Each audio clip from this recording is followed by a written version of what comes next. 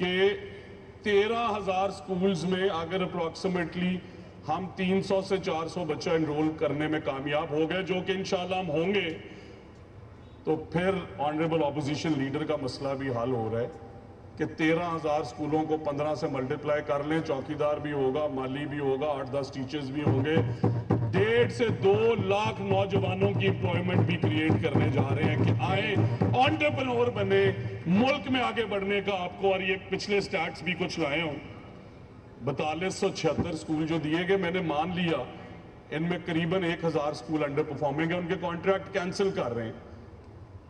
4 سال ان کی گورنمنٹ رہی، انہوں نے ایک کانٹریکٹ کینسل نہیں کیا، نہ ان سکولوں کے حالات دیکھے، میں دیکھ رہا ہوں، چیف منسٹر دیکھ رہی ہیں، یہ ایوان بھی دیکھے گا۔ 4276 سکولز جن میں پبلک پرائیویٹ پارٹنرشپ شروع کی گئی، ان میں طلبہ کی تعداد 200% بڑھی، اساتذہ کی تعداد 227% بڑھی، اور 10,000 ایڈیشنل کلاس رومز ہماری سکول ایجوکیشن ڈپارٹمنٹ کی جگہ اور سکولز کے اندر 10,000 فری کمرے بنا کے دیے ان فرینڈز آف ایجوکیشن نے۔ اور اگر ہم 10,000 بنانے جائیں، 50 لاکھ سے ملٹیپلائی کر لیں، تو this is a redressal for the youngsters to come forward and take charge of education۔ اور میں for demo ایک سکول خود بھی لے رہا ہوں، اور انشاءاللہ اس کے سٹارٹس ان سے بھی شیئر کروں گا، ساری اسمبلی سے بھی شیئر کروں گا، اور میرا یہ ماننا ہے کہ نوجوان کیونکہ 65% آف آبادی ہیں انڈر 35، انشاءاللہ 76 سال میں جو تعلیم کا نظام نہیں چل سکا، آنریبل اسپیکر، ہم چلا کے اس ہاؤس کو دکھائیں گے انشاءاللہ۔ تھینک یو ویری مچ جی۔ رانا صاحب، میں کہہ رہا ہوں کہ پوری انہوں نے واضح طریقے سے بتایا ہے، مگر انہوں نے فلور آف دی ہاؤس بھی کہا ہے کہ یہ پرائیویٹائز نہیں ہوں گے، نمبر 1۔ نمبر 2، یہ جو ہر چیز جو ہے 4 سال پہ ڈالتے ہیں، یہ تو 85 سے لگے ہوئے ہیں، اس وقت کوئی نہیں پتا تھا، یہ ابھی خراب ہو گئے۔ رانا صاحب لیکن They should اتنا not take the credit کہ یہ صرف 3 سال کا یہ کریں، ٹھیک ہے something bad has happened this time، مگر 85 سے یہ بلڈنگ یہ اب نہیں بنی ہے، ان کو ان کا محکمہ ان کو غلط جواب نہیں صحیح دے رہا۔ تو میری نہیں، آپ ایسے کریں، آپ ایک دن اسپیشل ٹائم رکھیں فار ایجوکیشن پالیسی پہ ڈسکشن دیں، ٹھیک ہے، ان کے پاس بڑا will be ready for that. یہ اگر بحث نہیں اگر ہو سکتی تو یہ جی اگلے موور ہیں جی 0 آر کے محترمہ عظمیٰ کاردار صاحبہ جی۔ محترمہ جی، بہت شکریہ اسپیکر صاحب۔ میں یہ تحریک پیش کرتی ہوں کہ مجھے اہمیت عامہ رکھنے والے فوری نوعیت کے معاملے پر 0 آر کے تحت بات کرنے کی اجازت دی جائے۔ معاملہ یہ ہے کہ سروسز ہاسپٹل لاہور، جس کا شمار صوبہ بھر کے بڑے بڑے ہسپتالوں اور ٹیچنگ ہاسپٹلز میں ہوتا ہے، اس کی حالت انتہائی ناگفتہ بے ہے، جس میں سینکڑوں کی تعداد میں ملازمین ڈیلی ویجز اور عارضی طور پر کام کر رہے ہیں اور ان کو تنخواہ تک نہیں دی جاتی۔ اسی طرح فارماسسٹ جن کی تعداد 18 ہیں، ان کو بھی 4 ماہ سے تنخواہ نہیں دی جا رہی، جبکہ چند دن بعد عید آنے والی ہے جس پر ان کو پیسوں کی ضرورت ہے۔ جی محترمہ۔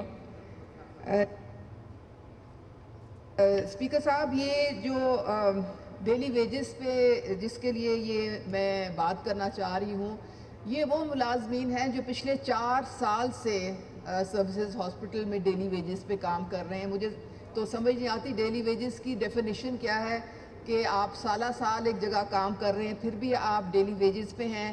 ان لوگوں کو کسی قسم کی کوئی جاب سیکیورٹی نہیں ہے، کسی بھی دن ان کو اٹھا کے گھر بھیجا جا سکتا ہے، اور آپ کو پتہ ہے کہ جو ڈیلی ویجز ہیں ان کا تو چولہا ہی جلتا ہے، جو صبح کمائیں گے شام کو جو گھر لے کے جاتے ہیں اسی سے ان کا چولہا بھی جلتا ہے، تو ان کو پھر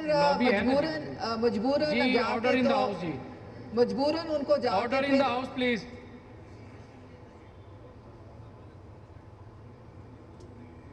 ڈوگر صاحب پلیز تشریف رکھیں جی۔ رانا صاحب تشریف رکھیں جی۔ محترمہ، ان کو پھر مجبوراً، یہ بیچارے غریب اور متوسط طبقے کے زیادہ لوگ ہوتے ہیں، ان کو مجبوراً پھر جا کے تو پھر عدالتوں کے بھی دروازے کھٹکھٹانے پڑتے ہیں۔ وہ چاہتے ہیں کہ ان کو بھی ایک پرماننٹ جاب ملے تاکہ ان کی جو ایک سیکیورٹی کی جو فیلنگ ہے ان کو آئے۔ اب یہ جو فارماسسٹ ہیں مجھے نہیں پتہ ان کا کیا معاملات پرابلم کیا ہوئی ہے، لیکن ان کو چار مہینے ہو گئے ان کو تنخواہ نہیں ملی. ظاہر ہے عید آنے والی ہے، ان کے بھی بچے ہیں، فیملیز ہیں، ان کی بھی ضروریات ہیں. تو میں یہ ریکویسٹ کروں گی کہ اس کے مد نظر جو 4 مہینے سے ان کی تنخواہیں رکی ہوئی ہیں ان کو یہ ادائیگی کی جائے تاکہ وہ بھی اپنے بچوں کے ساتھ عید کی خوشیاں منا سکیں. جی خواجہ سلمان رفیق صاحب. جناب سپیکر بہت شکریہ.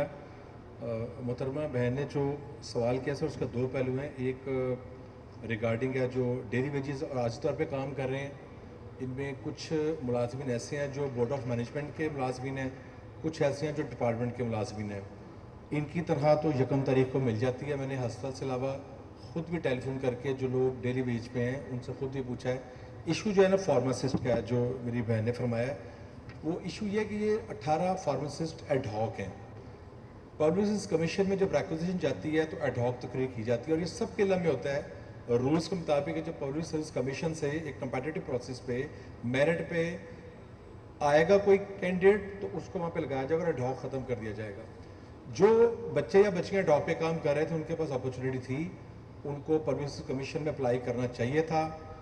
جب گورنمنٹ نے مستقل جو فارماسسٹ آئے تھے ان کو وہاں پہ لگایا تو انہوں نے کورٹ میں چلے گئے اور آنریبل کورٹ میں انہوں نے پھر وہاں پہ ہیئرنگ ہوئی اور ڈویژنل بینچ اس کی ہیئرنگ کر رہا ہے. اور جو ڈویژنل بینچ تھی اس کی یہ بھی ڈائریکشن تھی کہ جو پبلک سروس کمیشن کے بچے ہیں ان کی پہلی پرائورٹی ہے، لیکن اس کے ساتھ انہوں نے ان بچوں کو اسٹے بھی دیا تھا. تو میری بہن نے جو یہ تحریک پیش کی ہے، میں یہ بتانا چاہوں گا کہ ہم نے اس پہ آج بڑی ڈیٹیل ڈسکشن کی ہے ڈپارٹمنٹ میں. چونکہ کورٹ کا آرڈر ہے ابھی تک اسٹے کا، ہم اس کو اپنے لیگل ایکسپرٹ کو بھیج رہے ہیں اوپینین کے لیے. لیکن ہمارا خیال یہ، اور خیال میں اس لیے لفظ یوز کیا ہے کہ جب تک لیگل ایکسپرٹ کی اوپینین نہیں آ جاتی کہ ان کو تنخواہ جب تک اسٹے ہے کورٹ کا ملنا چاہیے. لیکن ہم اگلے ہفتے اس کا فیصلہ کر لیں گے اور جو ہمارا لیگل ایکسپرٹ ہے اس سے ہم رائے لے کے اگر ان کی تنخواہ بنتی ہوگی تو ان کو پے کر دیں گے. جی لاسٹ موور ہیں جی جناب طیاب راشد سندھو صاحب. آف آرڈر پہ سر سر اس کے بعد